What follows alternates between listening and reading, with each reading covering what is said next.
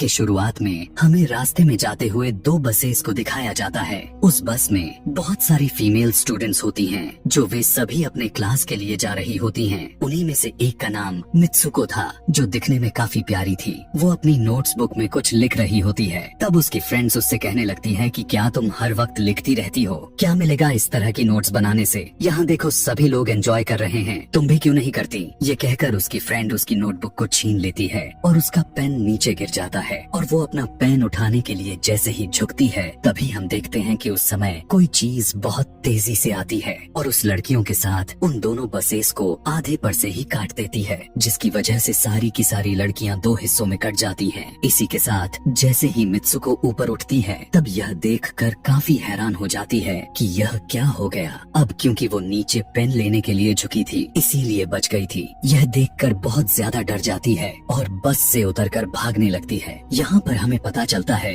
कि इन सभी को काटने वाली चीज कुछ और नहीं बल्कि हवा ही थी, जो सभी को काट रही थी। यह हवा अब मित्सुको के पीछे भी पड़ जाती है। यह देखते हुए मित्सुको चिल्लाते हुए काफी तेजी से भागने लगती है। भागते समय उसे आगे चार लड़कियां और भी दिखाई देती हैं और वो उन्हें झुकने के लिए कहती हैं, लेकिन काफी देर हो चुकी थी। वो हवा उन्हें भी आधे पर से काट कर चली जाती है। लेकिन उनमें से मित्सुको एक लड़की को बचा लिया था कि तभी इन्हें कुछ साइकिलिंग करते हुए लड़कियां नजर आती हैं, जो कहीं पर जा रही थी। उन्हें भी ये बचाने की कोशिश करती हैं, लेकिन वो हवा उनके साथ भी वही करता है जो अभी इनके दोस्तों के साथ हुआ। और इसी दौरान वो लड़की भी मारी जाती है, जिसे अभी उस अदृश्य चीज से बचाया था। अब वो यह देखकर काफी डर जाती है और वो इधर उधर भागने लगती है। आगे हम देखते हैं कि मित्सुको जब एक नदी के पास जाती है, तो वो यह देखकर हैरान हो जाती है कि उस नदी में भी पहले से बहुत सारी डेड बॉडीज पड़े हुए थे, जिसने हवा ने यानी उस अदृश्य चीज ने काट दिया था। वहाँ से वो एक डेड बॉडी के कपड़े लेकर चेंज कर लेती है।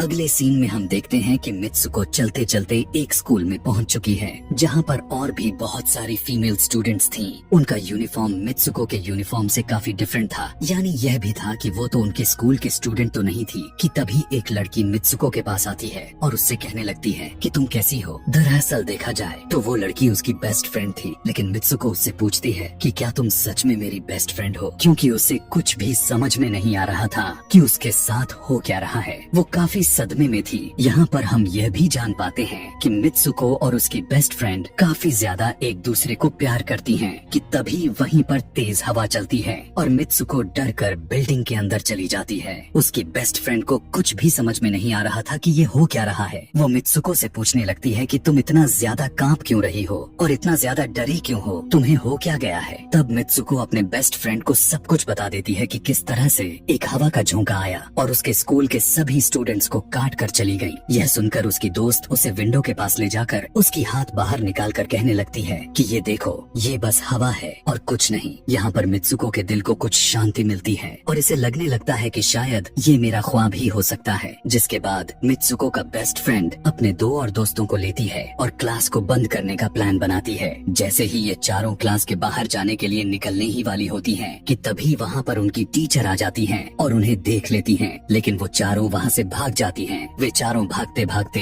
एक लेक पर आ जाती हैं। वहाँ पर मित्सुको की बेस्ट फ्रेंड अपने दोनों दोस्तों को भी उसके ख्वाब के बारे में बताती है। तभी उनमें से एक लड़की कहती है कि हो सकता है कि यह सच हो, जैसे मिरर वर्ल्ड होती है जहाँ पर इस दुनिया से अपोजिट यानी उल्टा होता है। यह कहकर वो तालाब में एक पत्थर फेंक कर कहने लगती है कि देखो, यहाँ पर मैंने तो पत्थर फेंका है, लेकिन हो सकता है कि दूसरी दुनिया में मैंने ऐसा ना किया हो। कि तभी अचानक से उस तालाब में से एक क्रोकोडाइल निकल कर आता है, उसमें से एक लड़की को खा जाता है। फिर वो लड़की कहने लगती है कि देखो, मैंने कहा था ना, जो इस दुनिया में होता है वो उस दुनिया में बिल्कुल भी नहीं होता, और जो उस दुनिया में हो रहा है वो इस दुनिया में नहीं हो सकता। तो इसको भी उसी दुनिया में मगरमच्छ ने खाया है। और यहाँ पर ये देखो, ये तो बिल्कुल सेफ है। उसी लेक के पास एक बिस्तर यानी एक बेड नजर आता है। ये चारों उस बेड से तकिए को उठाकर खेलने लगती हैं कि तभी हम देखते हैं दूर से दो लड़कियां इन्हें देख रही थीं। उन दोनों लड़कियों में से एक ब्राइडल बनी हुई थी,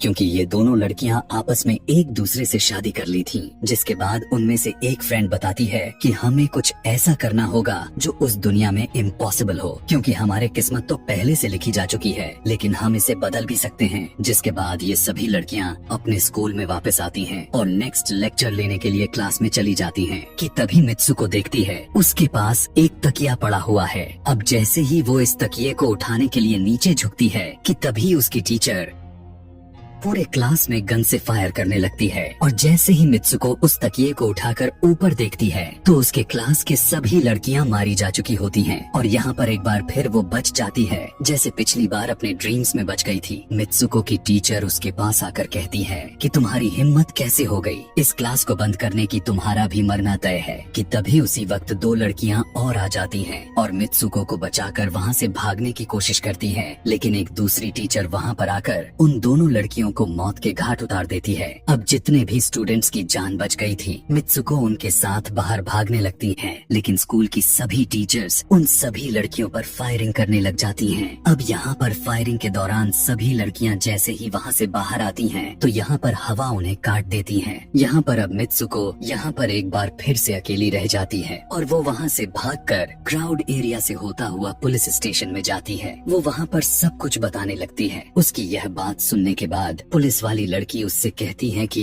लेकिन तुमने स्कूल वाली कपड़े तो नहीं पहने हुए हैं। और जब वो उसके सामने एक मिरर को रखती है तब मित्सुको उस मिरर में देखती है कि वो तो एकदम से बदल गई होती है और लोग उसे मित्सुको के नाम से नहीं बल्कि उसे किसी और नाम से बुला रहे थे। यहाँ पर हमें पता चलता है कि उसकी शादी होने वाली थी। तब वही पुलिस ऑफिसर उसे उसकी शादी के लिए लेकर जाती है। यह देखकर आसपास के लोग उसे कॉन्ग्रेचुलेशंस दे रहे थे। अब जैसे ही वे सभी उसे लेकर चर्च पहुँचते हैं तो मित्सुको को बेस्ट फ्रेंड भी वहीं पर मौजूद होती है। मित्सुको उससे पूछने लगती है कि यह सब मेरे साथ क्या हो रहा है। तब उसकी दोस्त उससे कहती है कि अभी खामोश रहो, हम अभी किसी के कंट्रोल में हैं, बस जैसा मैं कहूँ तो तुम वैसा ही करो। और यह कहते हुए वो उसका वेडिंग ड्रेस पहनाती है और उसे वहाँ जाने के लिए कहती है। अब जैसे ही वो अपनी मैरिज सेरेमनी के लिए आगे बढ़ती है तो वहाँ की सभी लड़कियाँ उसका मजाक उड़ाने लगती हैं। यह देखकर उसकी बेस्ट फ्रेंड एक एक करके सभी को मारना शुरू कर देती है। जिसके बाद जैसे ही मित्सुको आगे बढ़ती है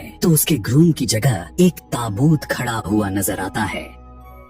उस ताबूत को खोले जाने पर एक बड़ा पिग बाहर निकल कर आता है। मित्सुको उसे देखकर काफी ज्यादा डरने लगती है और एक टूटी हुई बोतल से उस पर अटैक कर देती है। जिसके बाद मित्सुको और उसकी बेस्ट फ्रेंड चर्च से भागते हुए बाहर आ जाती हैं। यहाँ गेट पर भी दो लड़कियाँ इन्हें रोकने की कोशिश करती हैं, लेकिन मित्सुको की बेस्ट फ्रेंड इन्हें मारकर वहाँ से भाग जाते हैं। उधर मित्सुको दूसरी तरफ भाग रही थी क्योंकि अब उसे लगने लगा था कि उसके साथ कुछ ज्यादा ही गलत हो रहा है। आगे जाने पर एक और मिरर में खुद को देखती है तो वो एक बार फिर से खुद को बदला हुआ पाती है। अब जिस जगह पर मित्सुको थी वहीं पर रेस हो रही थी कि तभी उसके पास कुछ लड़कियां आकर उससे कहने लगती हैं कि तुम तो बहुत अच्छी रेसर हो, खड़ी क्यों हो, भाग क्यों नहीं रही। और जब वो भागना स्टार्ट करती है तब वो खुद में काफी एनर्जी फील करने लगती है। जिसके बाद मित्सुको रेस जीतने की पूरी कोशिश करने लगती है। भागते समय उसे अपने डेड फ्रेंड्स भी नजर आती हैं जो कुछ वक्त पहले उसके स्कूल में मारी जा चुकी थी। कि तभी उसी वक्त उसकी बेस्ट फ्रेंड भी आ जाती है। तभी ये दोनों नोटिस करती हैं कि वही पिग और वो औरतें जिन्होंने इनको चर्च में रोक रही थी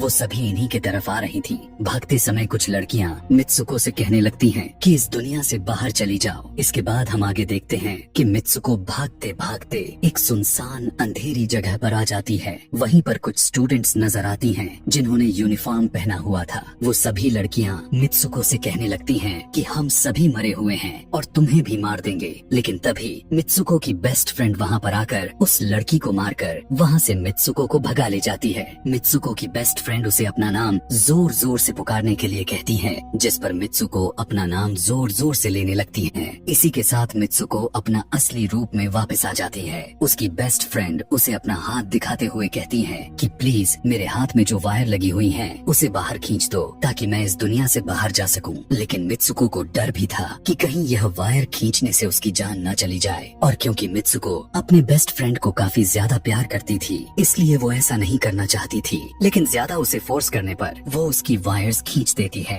वायर खींचते ही उसकी बेस्ट फ्रेंड की बॉडी दो हिस्सों में बट जाती है और तभी उसी वक्त उसे एक गेट नजर आती है। उस दरवाजे से बाहर आने पर वो देखती है कि अब वो आदमियों की दुनिया में आ चुकी है। वहीं पर उसके पोस्टर्स भी लगे हुए थे। जिस पोस्टर को कुछ लड़के देख रहे थे तभी एक लड़का मित्सुको के पास आकर कहता है कि तुम फ्यूचर में हो। इस बात को सुनते ही वो बेहोश हो जाती है। कुछ टाइम के बाद जब उसे होश आता है तब वो आगे बढ़ती है। तब वो देखती है कि एक बूढ़ा आदमी गेम खेल रहा होता है और उसी गेम में मित्सुको वही कैरेक्टर नजर आती है जो अभी बनी हुई है। मित्सुको को देखते ही बूढ़ा आदमी कहने लगता है कि मैंने ही इस गेम को बनाया है और मैं ही हूँ जो तुम लोगों को कंट्रोल कर रहा हूँ। तुम तो बहुत पहले मारी जा चुकी थी, लेकिन मैंने तुम्हारा डीएनए लेकर तुम्हें फिर से बनाया। मित्सुको को जब यह बात सुनकर उसे पता चल जाता है कि यह एक गेम है तो उसे लगता है कि शायद मैं अभी भी अपने दुनिया में जा सकती हूँ कि तभी उसी समय एक आदमी आता है और मित्सुको को अपने पास बुलाने लगता है। तब वो बूढ़ा आदमी मित्सुको से उसकी आखिरी लेवल को कंप्लीट करने के लिए कहता है।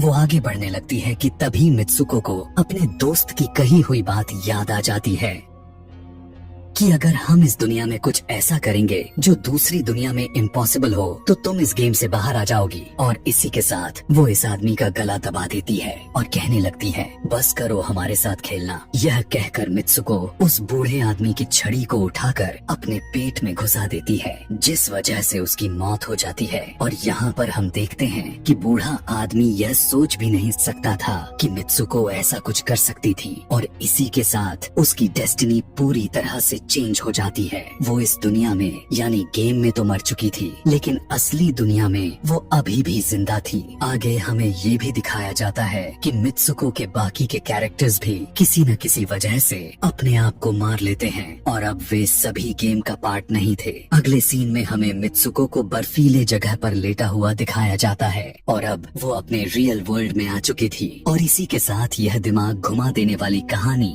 यहीं पर खत्म हो जाती है। आगे और भी ऐसे ही एक्सप्लेनेशन मूवीज देखने के लिए कमेंट में नेक्स्ट लिखना ना भूलें। Thanks for watching.